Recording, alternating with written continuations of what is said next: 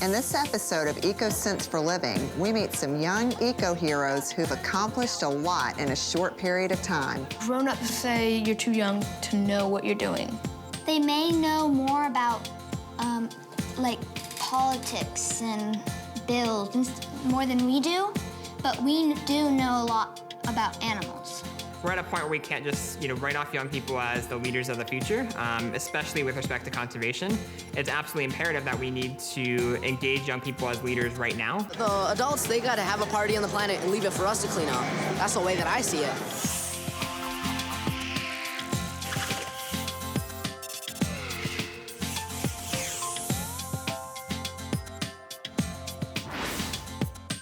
Carter and Olivia Rees have taken their love of animals way beyond their family pets.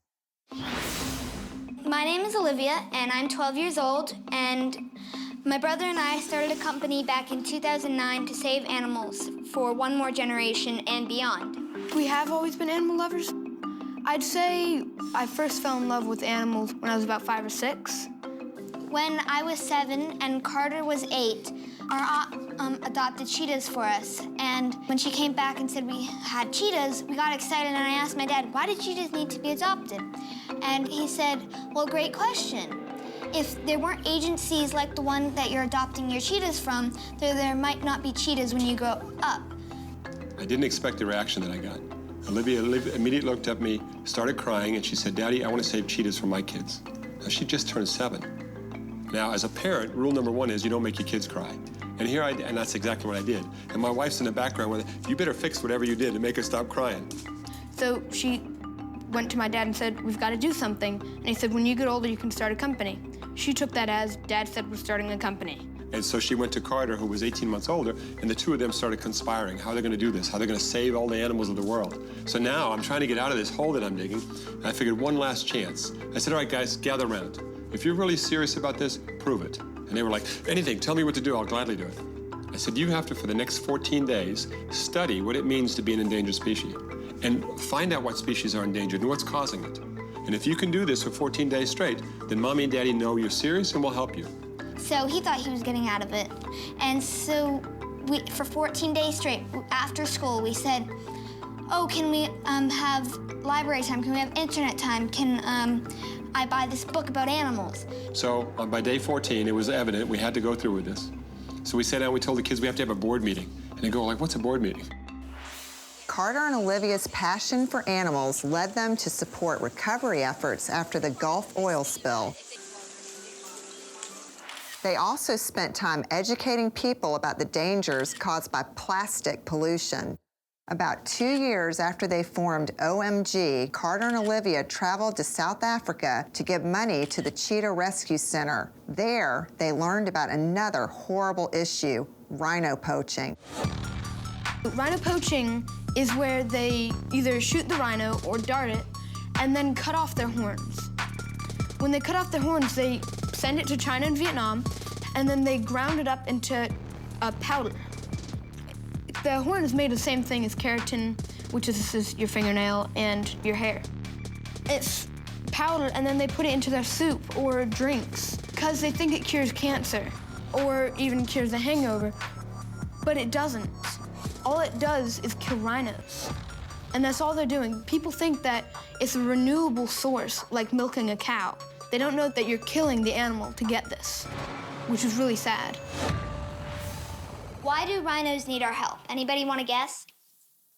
Because if we don't do something to stop the poachers, they might go extinct, and then people wouldn't visit Africa, and they wouldn't have sights to see, and they wouldn't travel around the world. Exactly. Rhinos' poaching status in 2014, so far, over 700 have been killed. That's right now in September. 3 rhinos are being poached a day. 1 rhino killed every 8 hours. So if we don't help, then they will become extinct by the year 2020. This is pure passion. This is really the kids realizing there are big problems out there, but that they can make a difference. I think the number one value that they bring to the environment and to our communities is inspiring other kids to realize that they can stand up and make a difference as well.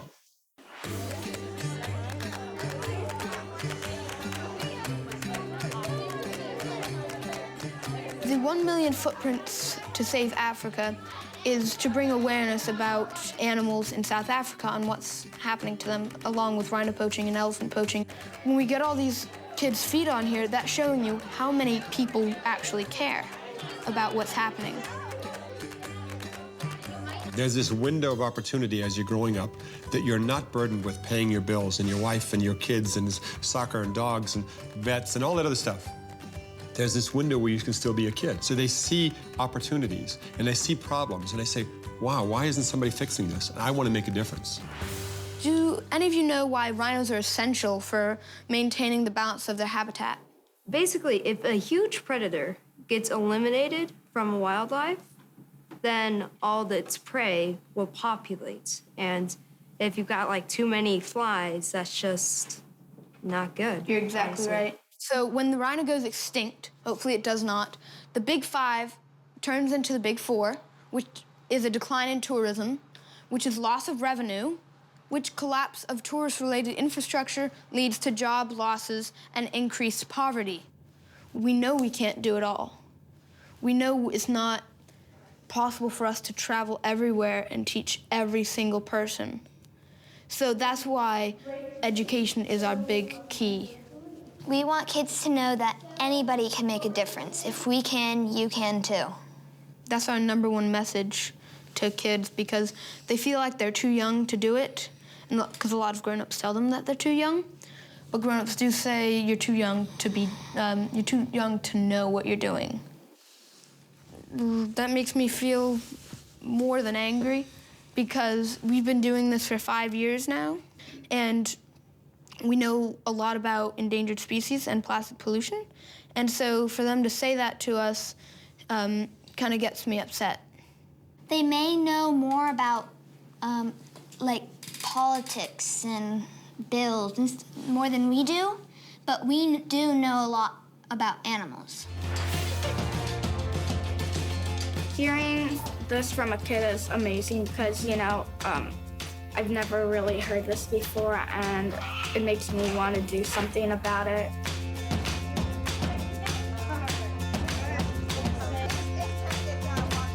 Hearing it from a kid makes me feel more in control, like the grown-ups will actually listen to us and that we can make a bigger impact.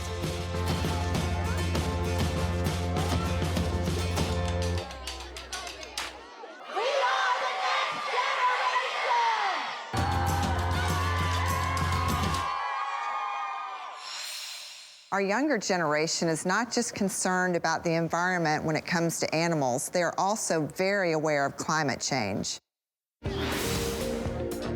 In 2014, we saw the world's largest march to raise climate change awareness. In New York City alone, 400,000 marchers showed up to say it's time to make a change for the better. 14-year-old Chiteka Martinez led the march with his group Earth Guardians. So our mission statement is that we've been working to protect the earth, the air, the water, and the atmosphere so that my generation and those to follow will inherit a healthy, safe, sustainable planet.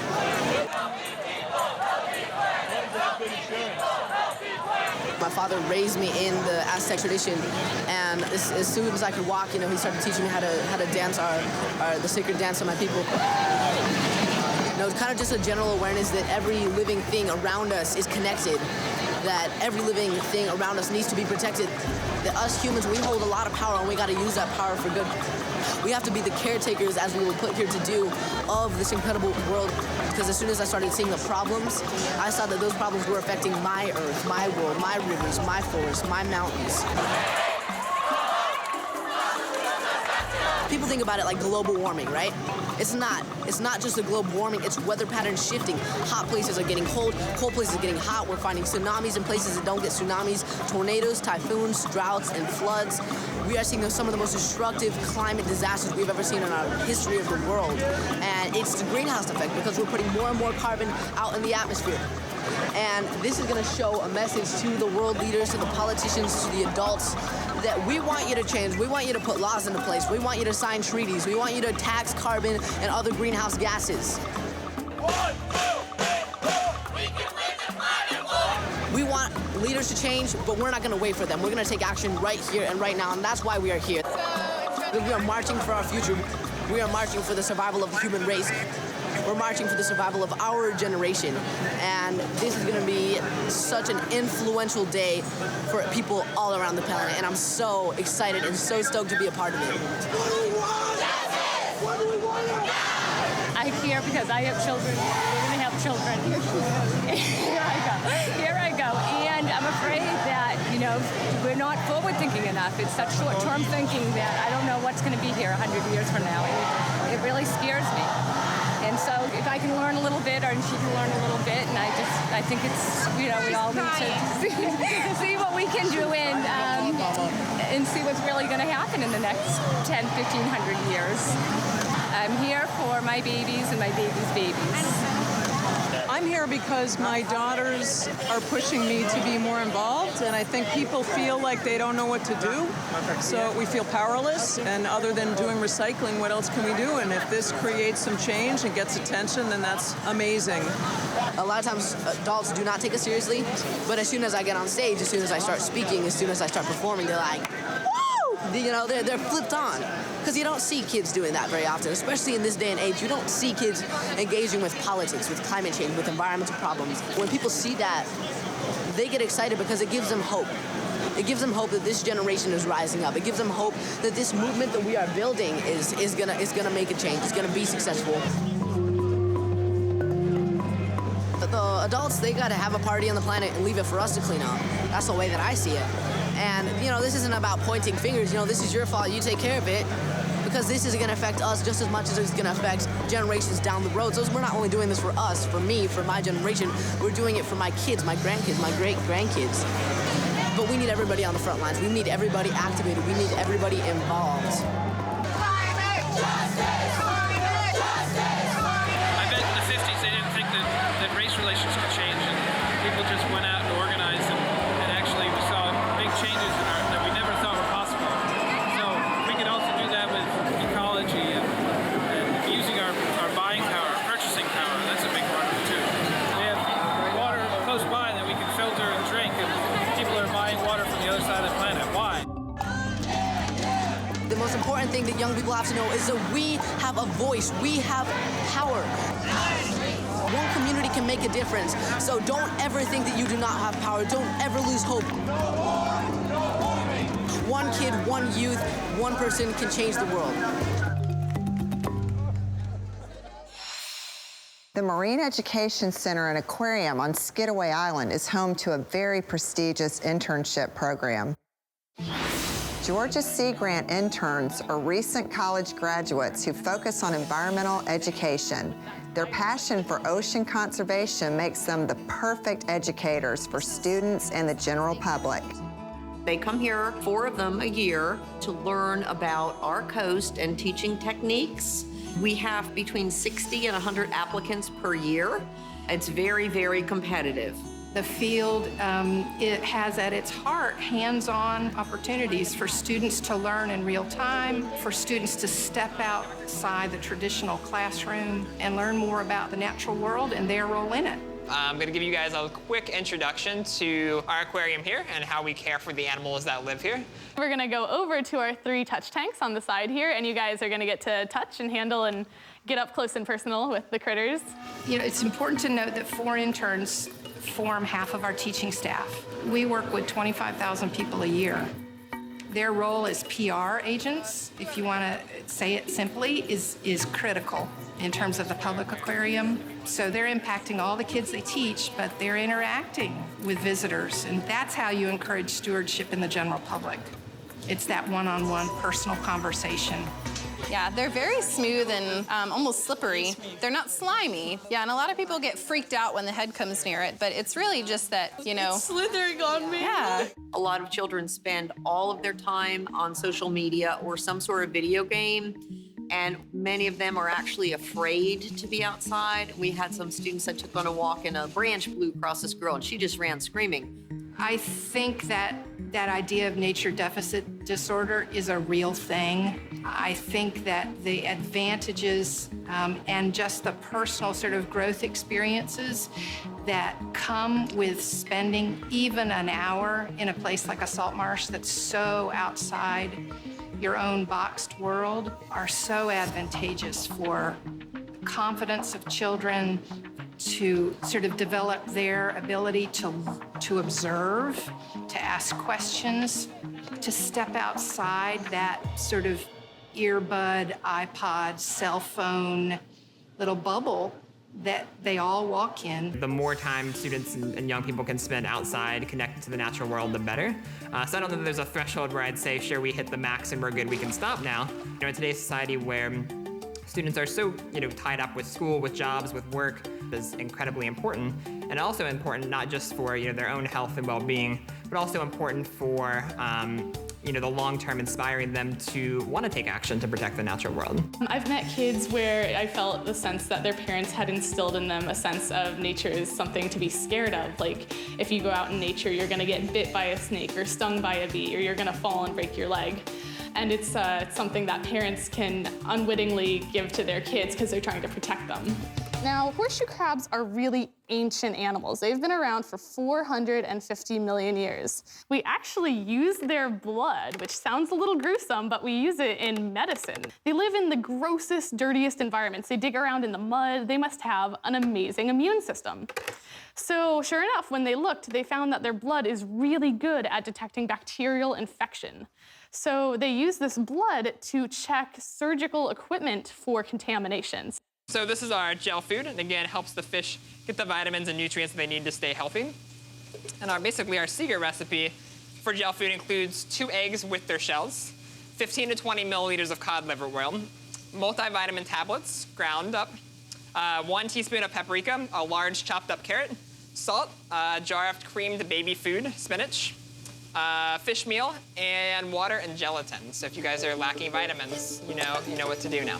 I think a group of, any group of students, particularly teenagers though, I think have more immediate rapport with younger teachers than they might do with the old guard. Often I'm able to say, I was in your seat just 4 or 5 years ago. It really wasn't that long when I was thinking about what I was going to do in the future from your position. It's a little strange. My sister is the same age as a lot of the high school groups that are coming in here, so I feel like almost like I'm teaching my sister and her friends. I think the kids maybe relate better. Maybe I'm less intimidating, I don't know, but I definitely can remember when I was a kid and thinking, what would inspire me in classes? What did I think was fun? And sea cucumbers are great. They've got a few really gross sort of facts about them. The one thing, he's got one end is a mouth, the other is the out end, an anus, and they'll actually breathe using anal gills. They take water in through their butt, they're butt breathers, and he'll take water in through his butt and pass it over those anal gills and then back out the other end. So has anybody ever had sea monkeys or heard of sea monkeys for pets? I used to have those. Yeah, so we're doing basically the same thing. So these are little shrimp, they're called brine shrimp, and these are their eggs. And so we have dried eggs that we basically literally mix with water, and they hatch in about 24 hours. And this is actually specifically to feed the jellyfish. Without doubt, all of the folks that join our internship program and move through the program with us have spent at some point in their childhood finding inspiration about the ocean, about the natural world, and it really has led them through their college careers and has sort of informed their decision to apply for this internship. I joined an environmental study team where I grew up in Albany, New York area. It's not near the ocean, but we monitored water quality local to us, and that's where I kind of got my passion from, I guess. As a kid, I used to do these little silly watercolor paintings, and they're all about animals like deep sea fish and tropical rainforests, and as I grew older, I just started learning more about it and reading about it, and it's just something that has always been with me. I always remembered going sea kayaking with my dad as a kid, probably in elementary school, and we were kayaking through the waves and, trying to paddle out past the breakers, and as soon as we got out there, a sea turtle popped up next to me and took a big gulp of air, and it was just one of those moments where you really connect, and that's what I like about this job. I get to hopefully give those moments to other students too, things that really tie them to a place or to the environment and make them feel like it's something not just that they've heard about in school, but something internal for them. For me, growing up in Florida, I always felt a connection to the ocean and to marine environments at an early age. And that was fostered at first by experiences with my family, spending time around the beach and around our coastlines, exploring the marine environment. And ultimately that connected to my interest in the conservation of the natural world. Sean started his environmental activism early.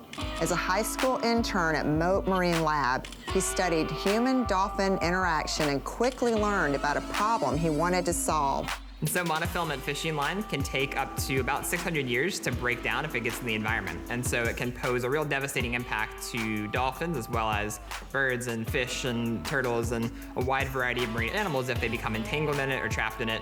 It can ultimately become wrapped around those animals and kind of cut into their flippers, their fins, and ultimately lead to their death if it's not removed. So if you go to fishing piers or boat ramps, you'll see big PVC pipe recycling bins that allow anglers to properly dispose of their fishing line, and it ultimately gets melted down and recycled and turned into plastic products and artificial reef habitats. So it's a real great solution to the problem. People aren't always fishing in an area where they can access those larger recycling bins. If they're on a boat, on the water, on a kayak, a remote area, and they need a place to properly dispose of their fishing line, properly store it, until they can later get it to those larger recycling bins. It was really exciting for me when one of the research scientists at Moat came to me with an idea to make personal-sized fishing line recycling bins. And she actually made these out of recycled tennis ball containers. It was inexpensive, it was easy for people of all ages to make and help distribute. And that's really what led me to launch the Stow It, Don't Throw It project. To date, Stow It, Don't Throw It has made and distributed over 17,500 recycling bins while educating people about fishing line recycling and marine debris prevention. A couple other features we've added, a Velcro strap so that people can just strap it onto a kayak or a boat or a tackle box wherever they're fishing at, even their belt loop, make it really easy to keep on their person. And then we've attached the lid with just a simple zip tie so that way it can't blow off and become marine debris either. So in 2011, I went back to the staff I was working with at Moat Marine Laboratory and pitched them the idea of launching this Youth Ocean Conservation Summit. And the overall idea of the event is that we would bring together students from across Florida and across the country. They would get to hear from scientists, from conservationists, from educators about current threats facing marine ecosystems. They'll sit down with their peers, with mentors from conservation organizations, and they'll identify ocean conservation issues in their local community. They'll plan out goals and a timeline for a conservation project to address those issues. So the remainder of this day-long conference is designed to allow the students to go through and take part in skill-building workshops on fundraising, on marketing, on working with government officials, on recruiting volunteers, to again really help them bring that action plan to life and gain the resources and the knowledge they need to successfully implement it back in their local communities.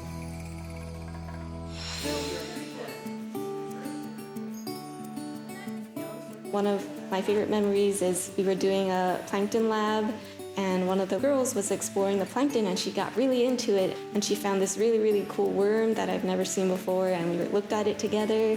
To you, it seems like, oh, plankton, I've learned about it my whole life, but to them, it's like such an eye-opening experience. We get some city kids who have never been to the beach before. They don't like bugs, they don't like snakes, they don't like mud and getting gross, and it's kind of enjoyable for me to see them go out in the salt marsh, and at first they're like stepping around the mud and trying not to get their shoes dirty, but then by the end they're like smearing it on their faces and like grabbing their friends. Grab them. No, you can't. When they come back from the salt marsh or they come back from the nature trail and they say, hey, I saw this crazy red-headed lizard. I think it was a lizard. It had legs. Was it a lizard? Yes, it was a lizard. Well, what do they do out there? Well, those are called broadhead skinks, and they like to live in maritime forests. Well, what do they eat? And why are they there? And are they going to bite me? All of that personal conversation happens after a group of people have gone out into the woods and seen new things. That little step, that role is played by the interns. The whole point of our programs here is to engage students in environmental stewardship and also have them have a take-home lesson, which they can bring to their neighborhood. The essence of environmental stewardship is just having good feelings about the natural world. We're organisms that live on the face of the earth, but we share that earth with a lot of other living things. But humans have the most impact on the earth and all those other living things. You don't have to be a marine biologist to be an environmental steward. To be an environmental steward means that you're aware of your impact on the earth and that you move mindfully through your life. When we take care of the environment, we take care of ourselves. Even if, you think snakes are icky and you don't really care for nature, it's important that kids understand that nature is what sustains us. It's the source of all our resources. It costs so much more to invest in, a wastewater treatment plant or a storm wall than to just protect our salt marshes, which are a natural water filtering system and a natural shock absorber from hurricanes and storms. The ocean sustains climate, it sustains weather, it's a source of protein for places all over the world. And what people do inland has a huge impact on what happens in the ocean. So it's all tied together. We're at a point where we can't just, write off young people as the leaders of the future, especially with respect to conservation. It's absolutely imperative that we need to engage young people as leaders right now, taking on these big conservation challenges in their community. And it's important for us to recognize that young people are up for the challenge and open some doors, give them some opportunities for them to really realize their ideas and realize the potential they have to positively affect the world.